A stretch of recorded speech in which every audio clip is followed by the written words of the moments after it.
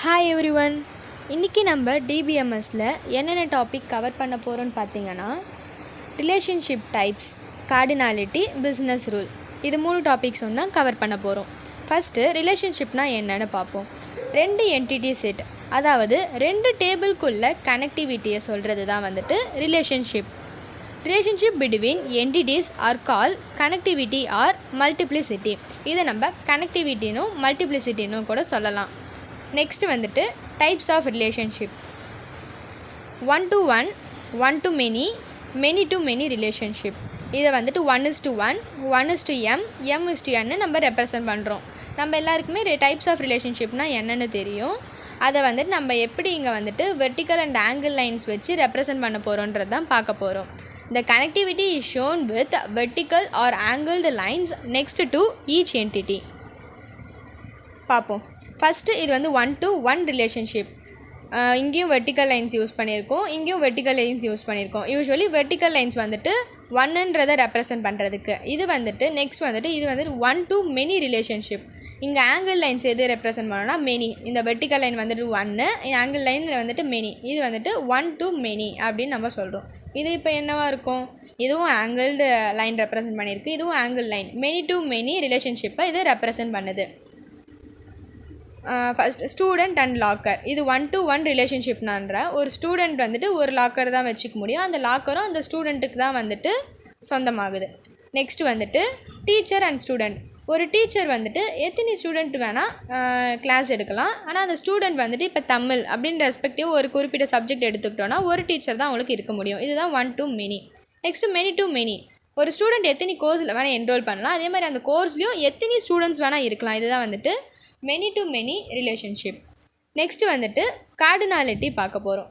First definition படிப்போம். The relationship between 2 entities can be given using the lower and upper limits. This information is called cardinality. ஒன்றும் இல்லை, சிம்பிளாக சொல்லணும்னா upper limit lower limit கொடுக்கறது தான் cardinality.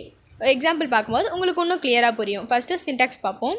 n, n minimum நம்பரை represent பண்ணுது, m maximum நம்பரை ரெப்ரசன்ட் பண்ணுது.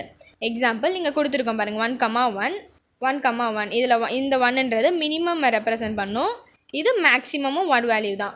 1 to 1 ரிலேஷன்ஷிப்ன்றதுனால இதில் மினிமம் வேல்யூ 1 ஒரு ஸ்டூடெண்ட் இருக்கலாம், மேக்ஸிமம் வேல்யூ 1 ஒரு லாக்கர். இங்கேயும் அப்படி தான், ஒரு லாக்கர் ஒரு student, minimum and maximum value. Next இது பார்ப்போம். இங்கே minimum value 1, maximum value n.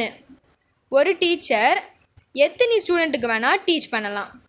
இங்கே பார்த்தீங்கன்னா 1, 1 ஒரு ஸ்டூடெண்ட் தான், அவங்களுக்கு ஒரு குறிப்பிட்ட டீச்சர் தான். 1, 1 மினிமம் அண்ட் மேக்ஸிமம் வேல்யூ. இது பார்த்தீங்கன்னா 1, n மினிமம் வேல்யூ 1 ஒரு ஸ்டூடெண்ட் எத்தனை கோர்ஸில் வேணால் என்ரோல் பண்ணலாம். அதனால தான் 1, n. இங்கே இங்கே ஒரு கோர்ஸ் இருக்குது, அதுலேயும் எத்தனை ஸ்டூடெண்ட்ஸ் வேணால் இருக்கலாம், மினிமம் அண்ட் மேக்ஸிமம் வேல்யூ. இதுதான் cardinality. Next business rule.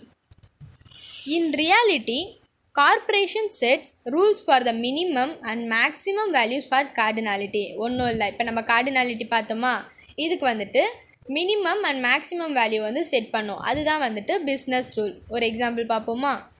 A corporation may decide that a department must have a minimum of 10 employee and a maximum of 25 employee. இது எப்படி கார்டினாலிட்டி ரெப்ரசன்ட் பண்ணாங்க? 10, 25.